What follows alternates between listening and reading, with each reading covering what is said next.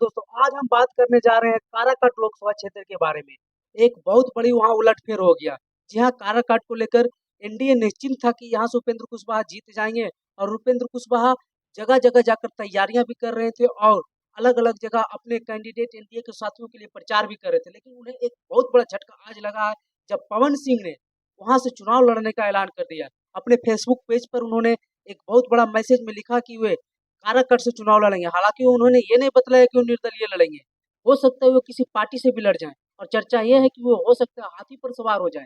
यानी कहने का मतलब ये हुआ कि वो मायावती की पार्टी बीएसपी से भी चुनाव लड़ सकते हैं काराकट से, क्योंकि बीजेपी ने तो उन्हें टिकट दिया ही नहीं। और सवाल ये भी उठ रहा है पवन सिंह पर कि जब वे काराकट चुनाव लड़ने को आ सकते हैं, हालांकि काराकट में राजपूतों की वोट की संख्या अच्छी खासी है, वहाँ कुशवाहा की सबसे ज्यादा संख्या है, फिर राजपूतों की है। लेकिन सवाल ये उठ रहा है कि जब वो आरा से लड़ने की तैयारी कर रहे थे, आरा उनका पैतृक गांव है, तो फिर क्यों काराकाट लड़ने के लिए आए? और वो बीजेपी के कैंडिडेट थे और बीजेपी एनडीए उम्मीदवार के खिलाफ ही लड़ रहे हैं।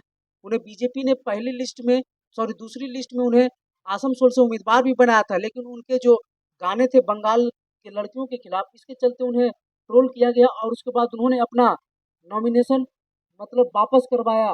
और उन्होंने पार्टी के दबाव के कारण उन्होंने वापस करवाया, लेकिन उन्होंने बताया कि वो खुद अपने मन से वापस लिए हैं।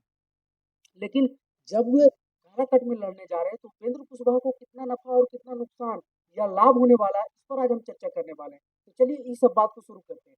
बात यह है कि उपेंद्र कुशवाहा एनडीए के कैंडिडेट है और एनडीए में लव कुश तो साथ ही है, उसके साथ फॉरवर्ड वोटों का भी समीकरण इनके साथ है। और इसी वोट बैंक के कारण उपेंद्र कुशवाहा निश्चित रूप से तैयार थे और जगह जगह प्रचार करने जा रहे थे। लेकिन अब उनकी स्थिति टाइट हो गई है और काराकट में उनको काफी मेहनत करना पड़ेगा, क्योंकि राजपूत राजपूत एक ऐसी जाति होती है जो अपने कैंडिडेट के वोट देखकर वोट देता है, ना कि पार्टी को देखकर। राजपूतों को लेकर कहा जाता है कि अगर कोई भी पार्टी से राजपूत को कैंडिडेट को अगर सिंबल मिल जाता है तो राजपूत उन्हीं कैंडिडेट को वोट देते हैं, ना कि अपने पार्टी को। तो काराकट में उपेंद्र कुशवाहा के लिए चुनौतियां बढ़ा दी है पवन सिंह ने। अगर निर्दलीय खड़ा होते हैं और राजपूतों का वोट अगर काट लेते हैं तो फिर उपेंद्र कुशवाहा के लिए दिक्कत खड़ा कर सकते हैं राजा राम सिंह कुशवाहा, जो कि लेफ्ट पार्टी के उम्मीदवार हैं। जाति से वो भी कुशवाहा हैं और लेफ्ट पार्टी के उम्मीदवार रहने के कारण उनके साथ कुशवाहा तो है ही, क्योंकि उपेंद्र कुशवाहा के साथ मानते हैं कि ज्यादा नेता है क्योंकि बिहार के कुशवाहा के नेता है, परंतु कुछ तो कुशवाहा उनके साथ होंगे। और आरजेडी का एमवाई समीकरण है, लेफ्ट के जो कार्डर होते हैं वो सशक्त कार्डर होते हैं और लेफ्ट के कार्डर भी उनके साथ होंगे।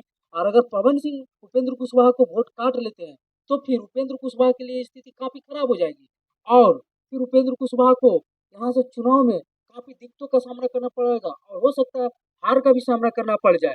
तो ये है उपेंद्र कुशवाहा की स्थिति और पवन सिंह को लड़ने से एनडीए उम्मीदवार को काफी नुकसान हो रहा है काराकाट क्षेत्र में। तो चलिए ऐसे ही इंफॉर्मेटिव वीडियो देखने के लिए हमारे चैनल में पर बने रहें और वीडियो को लाइक शेयर कर दें। फेसबुक और इंस्टा का भी लिंक डिस्क्रिप्शन में दिया है, जाकर फॉलो